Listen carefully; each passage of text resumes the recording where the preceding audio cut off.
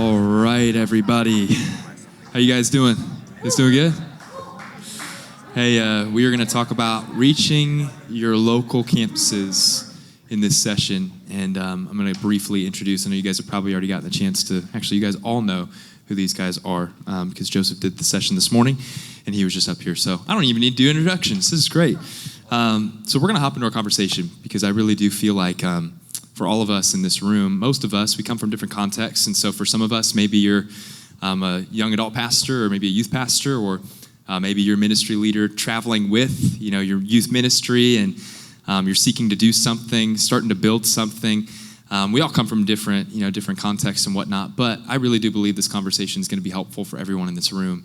And I personally am really excited about it because we get to hear from two guys that have been doing on-campus ministry for a while and doing it extremely well. The reality is, for all of us, when we're a part of church structure for a period of time, it's really easy to get comfortable doing the thing that we do and run the play and, have the worship experience, have the gathering, do small groups, and that's all great. It's all great. But we can't forget that Jesus commissioned us to go. He commissioned us to go and reach those that are far, make disciples of all nations. And we have to get our skin in the game.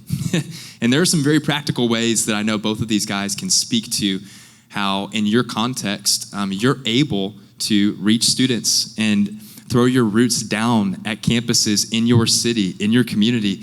I believe it's so important. I know that these guys believe it's important too. And so I'm really excited to have this conversation today. So I'm going to start off with a simple question because I'm going to stop talking. I want you guys to hear from these guys. Could you both share? I just wanted to start off a little different. Sometimes it's nice to work in reverse. And so sharing one story or one testimony, I felt like that was a good place to start. Just sharing some testimony or story from on-campus ministry and how it's impacted and affected the ministries that you guys serve. So whoever wants to go first. I'll go first. First off, it really is an honor to be here, to just be a part of collaborative conversations. We together get better. And I can tell you, being in moments, not just setting up here with guys, but being in an audience and one idea spark something huge. And so the goal would be that you would adapt and adopt to your context and go, oh, what if? And how could we? And so we're going to give you some practical thoughts, but really the heart of campus ministry is being on the campus. Now, it's changed over the years. When I first got into ministry, it was like all about go eat lunch with students. And was cool, but I just realized that the rules changed over time. You can just roll onto a campus and, everybody sits at your table. Then it got to the point that they had to get parent consent from a parent to even sit at your table. And then I'm like, man, this is not the best place for me to make the impact. I need to mobilize students to impact their campus, but how can I come alongside them in that endeavor? And for me, the best way that we've done that, we're even some practical things later, has been with sports. And specifically for me, football. Now you lead from your story. I was a student athlete. Football became the sport that I was most passionate about and was involved at a young age. My brothers were older than me, so I was the trainer, and I was fifth grade. I was the ball boy for a high school football team, and would hang out with coaches. When I was sixth grade, on the bus, I sat with coaches and talked to them, and so it just became a part of my story, football, and even football coaches in my life. So I preface that because some of you are like, I really don't get in where you fit in. It really is, go where you're accepted, and not tolerated, and so figure out what that looks like. So for me, it would be football. I could tell you stories. I can just have story time with Joseph, but we won't. But I'll tell you, for me, it's had different expressions over the years. But my involvement's been the same. Like I said, I'm going into my 22nd year of being involved in a local, football team. In a high school, and we've done different things over the years, but Gatorade has opened the door for us in certain ways. But there was a team in Waxahachie, Texas that I served at that we connected the coach, and under the umbrella, I'm giving you a little cheat code here, is under the umbrella of FCA, Fellowship of Christian Athletes. It's a national brand. They have legal backing. It's not just for athletes, but they're typically almost every state has FCA, especially in our society with different clubs. Like, you just can't have Christian clubs like you used to growing up. Like when I was in high school, our Christian club was like in the yearbook like a normal club. Like we had Campus Christian Club, and we took a picture just like any other club. But now they kind of helped, they like eliminated a lot of that because they don't want to have like witchcraft club and all the other different things. And so a lot of that became harder, but FCA is still this national brand. So FCA was kind of my way in, but we had already been serving the school. But anyway, this football team, I started doing coaches Bible studies with the football team, with the coaches every Friday. We started doing weekly players chapels, and God that consistent presence that I talked about earlier today, it started just opening up doors. And that year, and it was the fall of 2018, we saw this group of students, because a couple of students, when they were younger, this is the thing, everybody wants to start quarterback, but if you start investing long obedience the same direction, you start investing in junior high and high school, you're hanging out with the JV quarterback, he eventually becomes the quarterback. And so if you try to neglect and just go for the star, just know it's about raising up, okay, being connected. So this young man ended up giving his life to Jesus. He was just the backup quarterback. He's a sophomore. And his junior year goes to camp. So these school and church were together. Like we started, like it wasn't like separate. Next thing you know, my dude Bryce, him and another guy, they go on they start asking, came up with a list, what students are we going to invite and bring to church this next week? And we saw this snowball happen, a connection with a coach that loved Jesus. And over that course of that football season, we saw about 30 students come to know Jesus on that football team, doing water baptisms, like on a Sunday. So I'll never forget. You said stories. This is just a fun story. Typically, especially in Texas, Oklahoma, on Friday night, you watch a video from the last week, a highlight video, and to get everybody pumped up for the next game and the big hits and all that stuff. So I'm in the locker room. Video rolls, and it starts out like normal. Dudes are jumping in the tunnel. I'm like, sweet. And then the next thing you know, it was the Friday following the Sunday that we had all these kids baptized. Next thing you know, public high school, they start showing dudes getting baptized on this video, pregame video. Wow. And we didn't clap our hands, we hit our chests. And so dudes are just like hitting their chests. It was insane. Wow. Literally, where kids would come up to me in the locker room and go, hey man, what do I need to do to get water baptized? And I say that, the music in the locker room changed, but it all started years before, dropping off some Gatorade, being present, and then God brings the right coach, and then we connect, and it starts off with me investing in some coaches and then investing in players, and we started seeing crazy fruit. That small group, Waxahachie small group, had about 15 students. It grew to 80 students. We're having students doing water baptisms in the pool. We had to multiply that small group. So I tell that story to just go, that's what happens when you're in it. How can you tell me about baptism if I'm not in the locker room with them? And so I'm just a big believer in that consistent presence. And so we'll talk more tools and all that kind of fun stuff, but that's just a fun story. I can tell you some crazy God stories of prayer meetings starting, Bible clubs starting. But to me, that's one of my favorite stories because we saw not just students saved. We saw in our church, we would let whoever was a disciple maker baptize. So players baptizing players. A couple of months later, players baptizing their parents. Their parents came to know Jesus, all because of showing up. And it's over time that you get to see that fruit. And so some of you are like, how'd you even get in? We can talk more details, but it really is just, that's one of my favorite stories. It was made for TV. It really was. It could have been just what God did that football season was remarkable. But that was also year number 6 or 7 for me in that program. So it didn't happen year one. Yeah. It happened with the right amount of guys that got on fire for Jesus, some discipleship conversations, and they took their locker room, and I was a support. Wow, so, that's amazing. That's amazing. Long story. That's so good. No, that was perfect. That was great. That was awesome. Yeah, that's real good. Yeah. So time matters, right? So about 4 years ago, we started casting heavy vision for reaching our local schools to students. And so you can't microwave the why.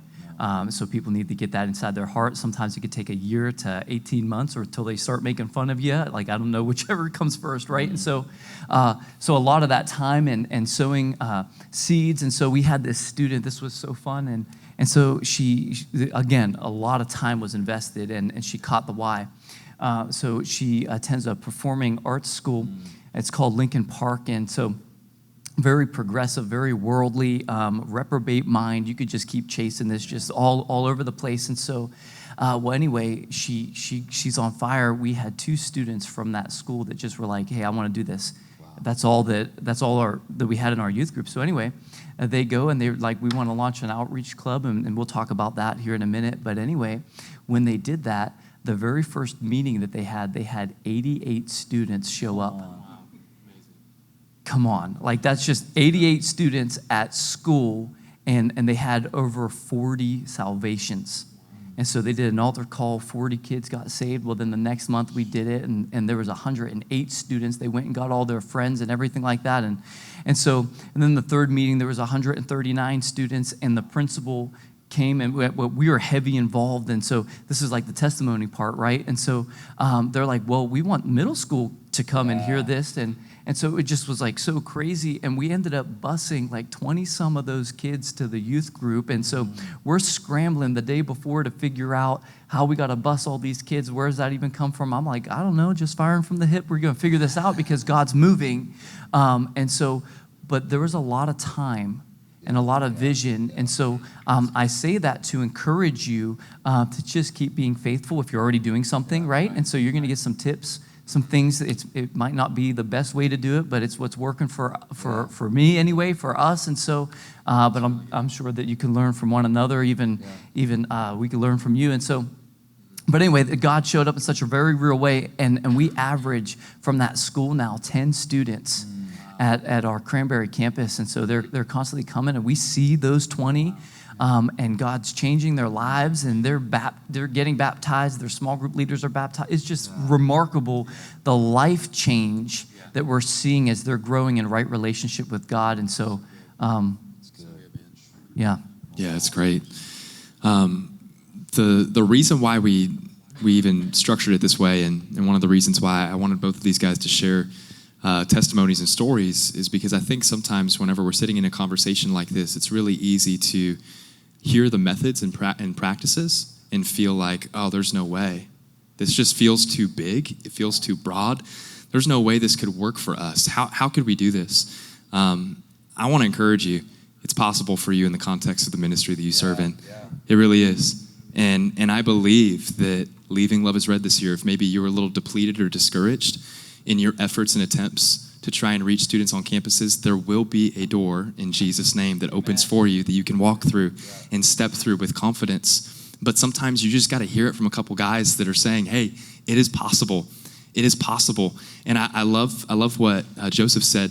He said, there will be a coach that God sends. There will be a teacher that God sends. There will be a connection that God sends. And we have to take the time in prayer to pray for that. That's one thing for us as a team. We've felt like for a long time, we were kind of walking upstream and trying to open doors. And for us, we realized, why didn't we just involve the Lord really early and start praying for the right doors and the right conversations and the right interactions? And as soon as we started doing it, the right doors started opening, the right relationships started opening. That didn't happen overnight, but sometimes it just starts with an attitude and spirit of prayer. And these guys will, they'll touch on their passion for campus ministry, and they'll talk about some practices now. That's what I really want to get to, because I know that that's what will be really helpful for a lot of people in this room, myself included. But could you guys just share some practical ways that you and your teams have done ministry on school campuses? I'm skipping the second question, but we're just going to go straight to the third. Yeah. So some practical ways that you guys have been effective and efficient in reaching students on campuses. First off, I love what you said, because you caught that, but rewinding, to me, we served that campus for years until the right coach showed up. And how we brokered that conversation is because we had already been faithful for so many years. So I think that's because to me, how you win a locker room or how you win a school is when these three are combined: administration or teachers, principals, pastor, leader, and the students. Yeah. So the revival that we saw on that football team, all of us, like there's key students, the coaches, and myself, and a small group leader that rolled with me. Because I'm talking, our ministry, we were in so many schools, growing youth ministry. And so I would literally talk to a kid and and text my small group leader and be like, hey man, DJ's parents are going through a divorce. So it was that partnership of all of us that helped bring that. But it is about that faithful presence over time is wait them out. The right coach will come. And so for me, I'll go rapid fire. Gatorade drops. So Gatorade has opened the door to the gospel for us.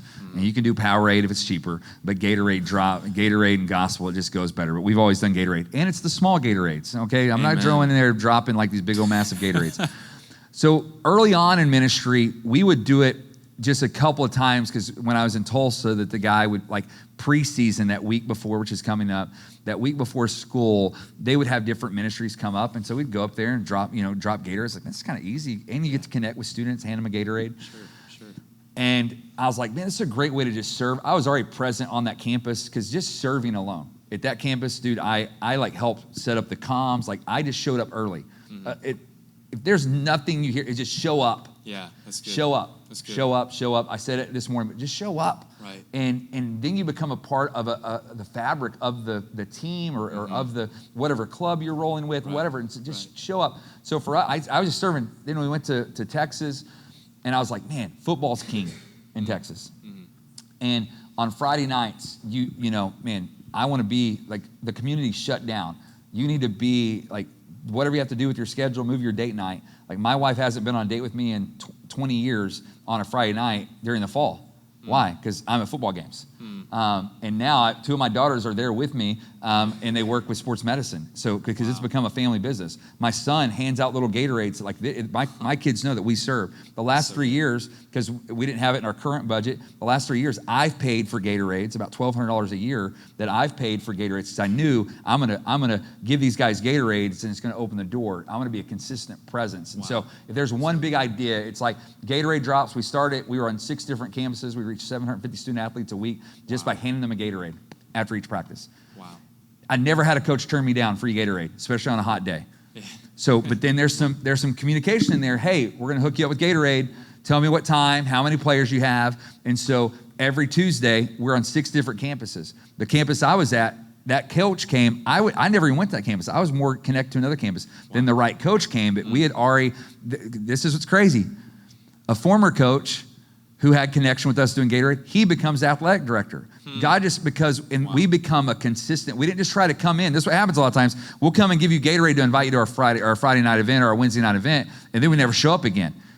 And you're wanting to do something, like want them to do something for you. But if you go in and serve them, our church bought into this. We bought like a gator for one of the schools. We bought like a copy machine. Like, when you just go to your school and go, how can I serve you? And what can we do? So Gatorade's easy, but don't do Gatorade for the band. There's a buttload of band members. So for us, popsicles for the band. For baseball, so we started out with football, and then we became all sports. So the role, like, it's called a character coach. We had character coaches in all these different schools, in all these different programs, because what happened, other coaches would see it. And they're like, man, we want, like, do you have anybody? So I had leaders. They were like doing Devos and doing Gatorade for like the girls basketball team. We did double bubble and seeds for baseball teams. So it became a big part of our budget. Like, and so I can go, and he's going to share some too. I can just go ideas. Gatorade. We had one school that we gave their Teacher of the Month award, and they would put on their social media, thanks Oaks Youth, and it was like beef jerky and coffee cups for the guy teachers, and like girls like coffee and like lotion. And so it's like $20 a month or so, but it was just something, because we're just asking schools, what can we do? One school goes, hey, can you just open the door? Like, we have a door that always shuts. It's kind of weird. So I had volunteers every day of school opening the door and high-fiving teenagers for 30 minutes as they open up that door. Wow. Because you just get in there and go, hey, how can we serve you? Man, you want us to wash the tables off after lunch? Figure out a way to connect and not force it on them. Now, as I moved into a new place, I sit down and kind of brokered the deal. Coach, this is what I can offer you. This is how I can help you. Now, I have a little bit more experience now, but then I help because they're busy. And so there's so many things I could help you with, is just simply going, don't talk to them when football season starts. You should have already talked to them, by the way. You should always be a season ahead, because the football coach, they have time in the spring. So you should be talking to them in the spring. I actually started doing character talks, like weeks of character talks with the team in the spring, every morning. Every Monday, In the fall, I do Monday motivation. I don't preach the gospel. I just talk. I become more of a culture coach because I'm a communicator. So I help, just like church football teams have, like, we're going to play like a champion and attitude and effort. And so I just go, hey, man, let me help you communicate that to your team. Let me be an extra voice. And so I'm saying all this to go, whatever sport it is, just figure out a way to, support. And if there's like 3 points, it would really be like, you got to show up, okay? You got to spend some money. And if you don't have the money, talk to some business leaders. They'll help you with the money. And then lastly is the hardest is just serve the school. Like, serve the school. That's good. I'll read this verse to you. For us, Gatorade has opened the door for the gospel. I now do a chapel every week, or a Bible study every Thursday. I bought all these guys Bibles. We did it during their football season, walk through the book of James, and I'm teaching. I'm not motivational speaking. They get to hear that on Mondays, the whole team. But I'm walking through the book of James, what that looks like. And then at the end of the season, we brought an OU football player come in, say, hey, we're going to get everybody pizza. Had 30 dudes show up, and like 10 dudes raise their hand and say yes to Jesus. It's not just happening at church. I'm in the trenches with them. But listen to this. Matthew 10:42 says, and if you give even a cup of cold water, Gatorade, to one of the least of my followers, you'll surely be rewarded. And so I just believe that, again, I'm going really heavy sports. I think you're going to hit more on like the Bible club side of it too. But to me, I just believe in you being present, mobilizing leaders to be present. And this is what's cool about being at games or choir concerts, or you know who you get to meet? Parents, teachers. I can tell you crazy stories. Like, some of you don't know your principal's name. I can open my phone and just put the word coach, and you're going to see the last however many years I've been in youth ministry, coaches. And I still text those coaches, hey, praying for you this season. Not even that community anymore. But I built relationship, principles. You have to get to know them and know that, man, we're here to serve you. Really but I think about the water well that Jesus, like, it's a gathering place. So how can you get on that campus and be a part when water's being distributed? You're right there with them. So anyway, that was a long dissertation. But you asked, like, but like, there's so many things. I have a list. Like, dude, there's just figure, like, serve, but get the heart of the principle. How can we serve you? Really build that relationship. Show up. Like, when do you show up? Yeah, you have 4 kids. Yeah, I do. Oh, you have a multi-site church. I'm talking, like, I have an hourly schedule. You know, I show up, dude, 7 a.m. I'll show up. On my way home, I'll just drop by. And it's that, I'll just dab some coaches up. Good to see you, coach. Talk to some players, get back in my car and leave. Nice. But in their mind, in that week, they saw my face multiple times and not just on Friday nights. I love being on the sidelines. That's fun. But I always get frustrated when I look over and there's a youth pastor I haven't seen all week, and he just shows up on Friday nights to be when it can be seen. No, it's actually serving in the unseen. John Kittner, when I worked with him, my job was to carry his backpack.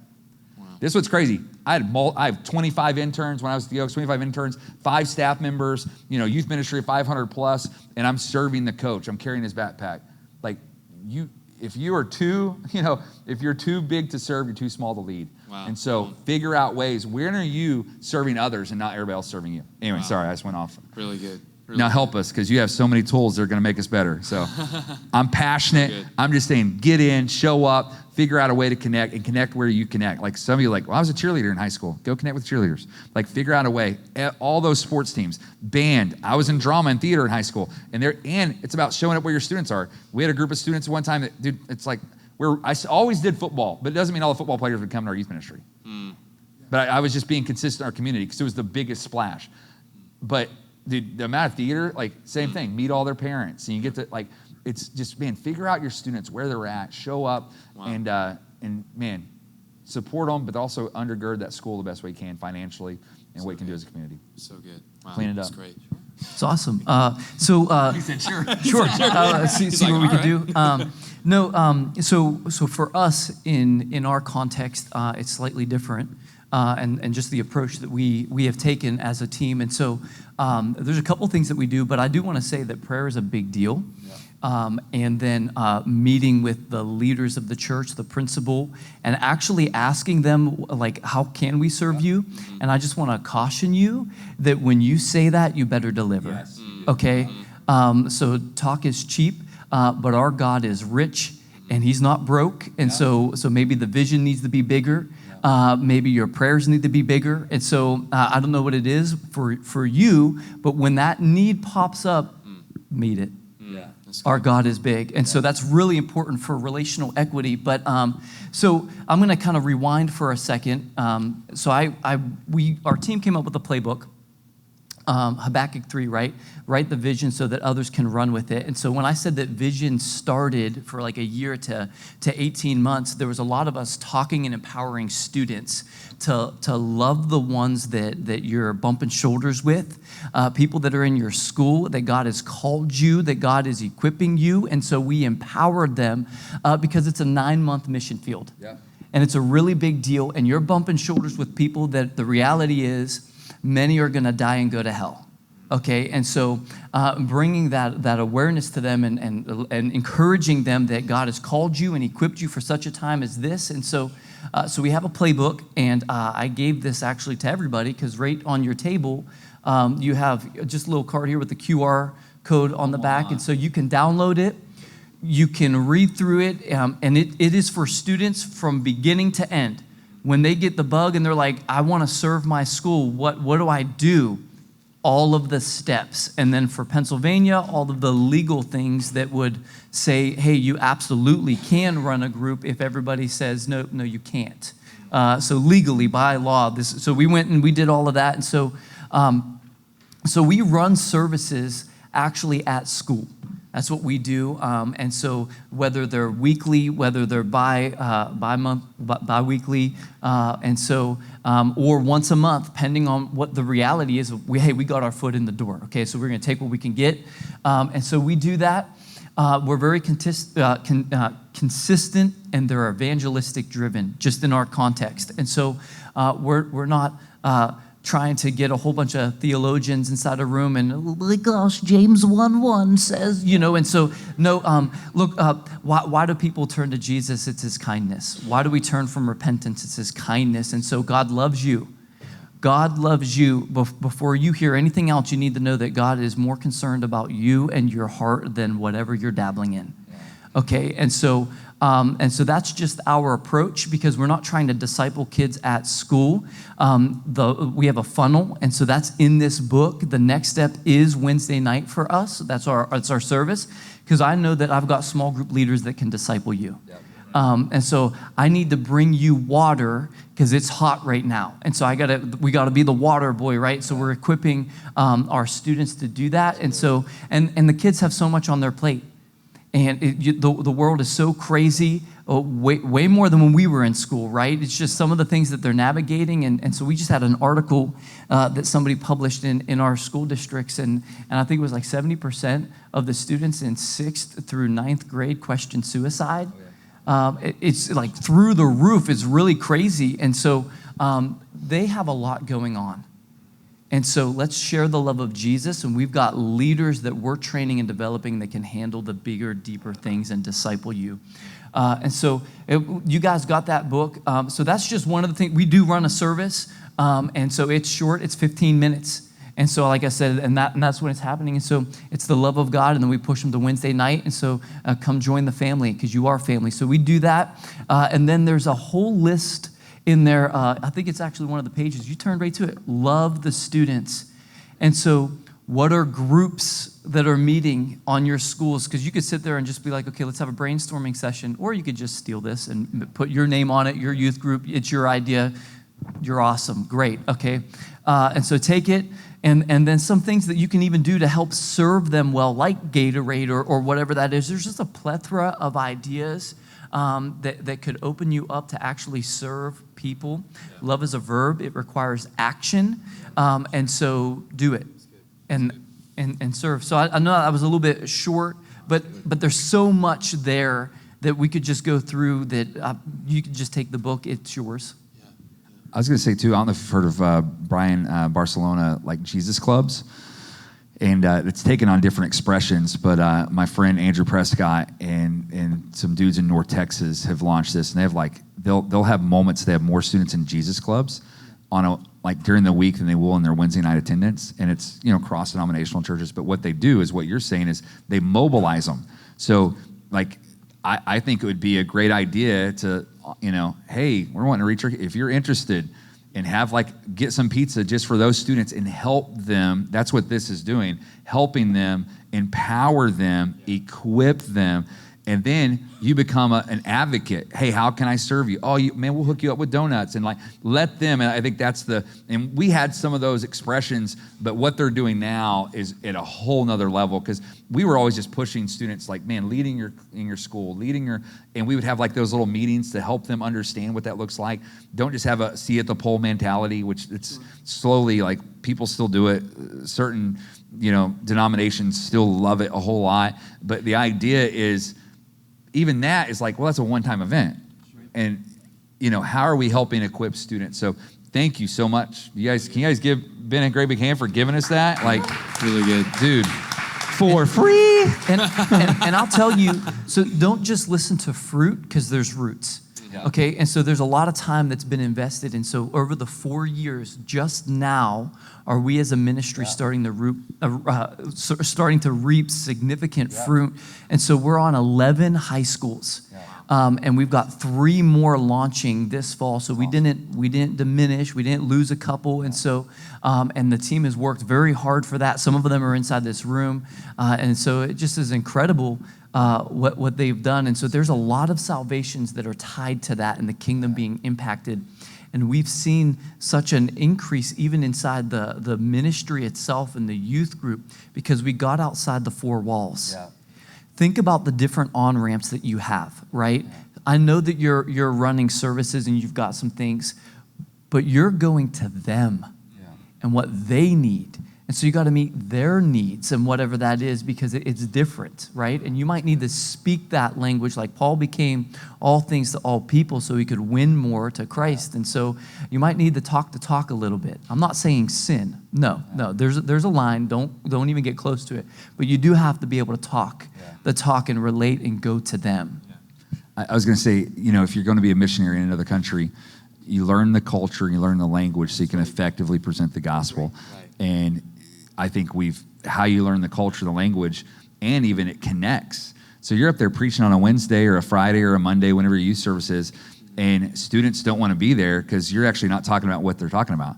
So what they're talking about at the cafeteria tables should be what you're talking about at church, and giving them biblical perspective and that what the Word of God says on that. But for you to know that, you have to be with students and hear what they're talking about. And can I tell you, they talk about way more stuff, culture.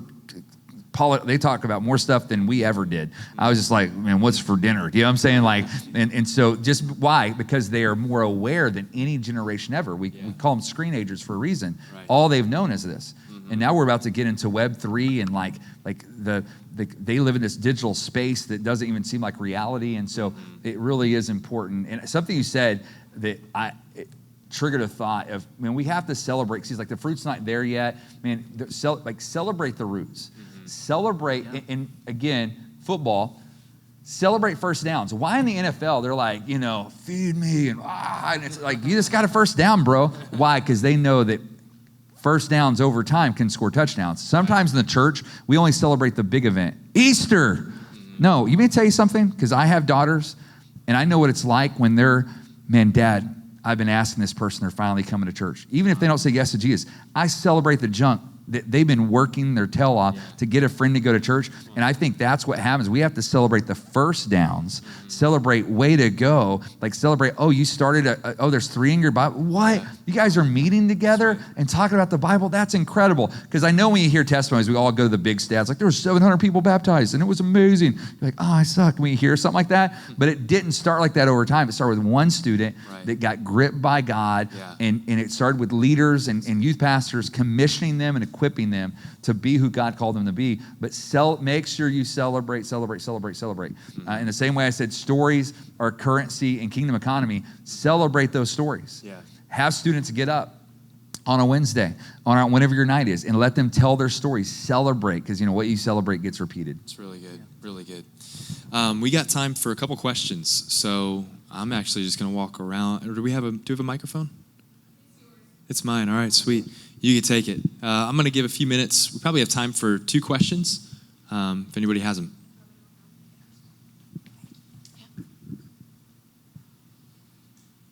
So good. Hi, guys. I guess I have a question about, we shared a lot about ministry through the lens of athletics. Speaking to a lot of student athletes, and those are the students you send into the school. Do you have any insight to share about maybe kids that are like, you might describe as like at least visibly further away from Jesus, like the goth kids, the kids with blue hair, I don't want to sound callous or anything, but kids that are like, wow, I want to get them in front of the gospel. Like, do you have any insight or experience to share about that? I think for us, first off, now, dudes are rocking blue hair on NBA teams. So it is hard to categorize anybody today. But it goes back to what I was saying of like, I lead from my story. Now that doesn't, we did reach a lot of student athletes. That's a whole nother conversation for another day, but like we actually did a strat ops. Like our youth ministry took significant growth when we actually identified, we want to reach all students, but there's a certain group of students that we naturally can reach, and how are we being more effective in that, and how we preach, and how we communicate. Even when we were growing, we launched 2 services. Our high school service started at 7:30. Why? Because a kid can go home and take a shower and get there. And so we were strategic in that, in the way, but again, it was natural for me. But I can still have a conversation with a thespian. I can still like have, and it's us. That's where for us, small groups were a big deal. These kind of like Bible clubs that figuring out ways that, man, we are reaching all students. And putting other students in front of them. But it's a little easier because it's easy to take a team that already has team. There's a lot of students that don't have team, but this is where I would say your student internships, your student leadership, for years for us, a lot of those students, their club was our youth ministry. So some of those kids that like looked a little different, they they were at the church. And we used that to our advantage. Like, hey, I'm homeschooled and I don't have a club, and this is my club. And so we created opportunities for them to serve, and that became their community. But also the thing for me, what I struggled with, because I even got asked this early on in ministry where a dad was like, hey, he was a board member, I was coming to a new church, and he's like, hey, so my daughter's in cheer, and and he was ultimately, because I guess he had got some flack, because sometimes they miss stuff. Like my daughter's a club soccer player. My daughter travels weekends. But my daughter also can't miss Wednesday. So if they have a practice on Wednesday, I'm like, you're not missing church twice. But instead of penalizing, the church has penalized people for that kind of activity. I'm going, you have influence. You have a group of people you're rolling with. I need to help you infiltrate. You are a spy. Like I'm putting you in. Think about that message last night. Like, so it is both and, but I've seen where the church has kind of become that club for the students that don't have other clubs. And then, man, what Ben's saying is how do you create those conversations? And something for me, I did this in high school.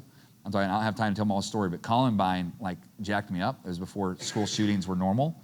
And it really impacted me. And I was a kid that you would have wanted as a student. I was a kid as a senior in high school that was reaching my friends, that was radical for Jesus. But also me and a buddy of mine, Terry, decided no one sits alone. So we just walked through our campus during lunch and just sat with people that no one would sit with. And so that's something, is a way to just mobilize your leaders or your students to go, you know how we're going to reach the ones that no one reaches? We're going to go sit by them. Like, hey, you get to hang out at youth. Man, and so helping change their thinking and to go do that. So, but yeah, we don't have like, we're not doing Gatorade drops for the goth kids, Hey, but when I was in high school, we had a smoking section because like before vapes, kids smoke cigarettes. And so like our parking lot, there was a crew that just all, smoked, they got their drag in before they went into school. And our campus Christian club would go bring those dudes donuts. So we entered the smokehouse, you know what I'm saying? And hey man, here's some donuts. I also did a fundraiser in high school. We had open lunch in my 5th grade English class. They're all potheads. And I sold so many candy bars to those dudes. It was amazing. All for the cause of Christ, man. I was upcharging. It was amazing. Anyway, sorry. But hey, I think, there's different ways to do it. But yeah, the big part of it is we've used student athletes as that, that mark. But I can tell you, your youth ministry can grow without student athletes, like, because it's the movers and shakers, your creatives, dudes over here like gaming, and like they're not in sports, some of them. So the landscape of ministry has changed. Back in the day, you get the cheerleader and the quarterback, your youth ministry grows. Now it's to me, the kids, all those cross-country kids that run student council, they're the ones that's most influential on that campus. And the band people, they run in packs. So if you can figure out a way to do both and it's huge. I mean, so for us in our context, our youth group actually looks different. We have to fight to have athletes. And so I'm not a sports guy. So and so I am when we're winning. So but there's that. So I have to overwork, if you will, in that hurdle, and I've got to be intentional with other leaders that are sports people to be in the ministry that are attractive. And so I've had to identify who can I bring in that leverages my gift mixes. And so I've got the opposite, where I've got to be very intentional for the sports teams. But one of the things that I wanted to share, and it's in this thought to help you, is God dealt with my heart because I was looking for the athletes and the athletes only, because most of the time they're leaders. Yeah. Okay, and so just naturally they're leaders, and I was like, God, I don't have anybody here. And I was in prayer, and I'm like, there's nobody here that could go out and do this. And he said, you know what he said to me? He said, who are you to tell me who I can and cannot use? I'm using you, aren't I? And I was, oh my gosh, like that just was like, I love it when the Lord corrects you, right? You're just like swallow. And so, and because I don't have a better way to say this, so give me a little bit of grace. The tools are in your toolbox. Yeah. You have all the resources. Everything that you need is in your community. God has resourced you. And so we have to ask God, give me your eyes so I can see what you see. And let me see those things in people, Lord. Holy Spirit, show me things that the common person isn't going to see, but you see it, and so I'll call it out in them, and you would be amazed. And so with that said, there's actually a page, the fourth thing is identifying and leading your club effectively. It's building your leadership team. And so helping students, because we do it all through students. And so having somebody on the team that's a motivator, who can actually motivate they can sit at all the tables and they can connect. There's that connector, the one that's good at logistics, the one that's good at communicating and marketing and getting your thing together, and then just that community person. And so they're in there with a description to help students mobilize others at their school. So I hope that helps you. I would say too, for us, it's knowing your city. It's knowing for us at that time, I was in the South Dallas. I'm talking, when I say football is king, like these schools are all really close, and Friday Night Lights, the movies filmed there on purpose. It is what it is. I know Ohio is really big in football as well, but I'm playing like football is king. I thought Oklahoma was a big deal because I was from Oklahoma, then I moved to Texas, like, whoa, small school, big school, the place shuts down. And for us, that we just knew that. And so we played it to our advantage instead of trying to, and like other kids. But this is what's cool too about culture right now. There's guys that play football that aren't really even football guys. Like they're gamers, but they just play football because like where back in the day, 20 years ago, those classes, if you've ever seen that scene from Mean Girls where the cafeteria scene, that's still true in some sense, but there's a lot of crossover because of social media. Our world's a lot smaller. And I think it's huge. It's just creating opportunities, but lead where you're at. And then I think, I need to find other people to be on our team that's gonna to get people on the other side of that. You're my weaknesses,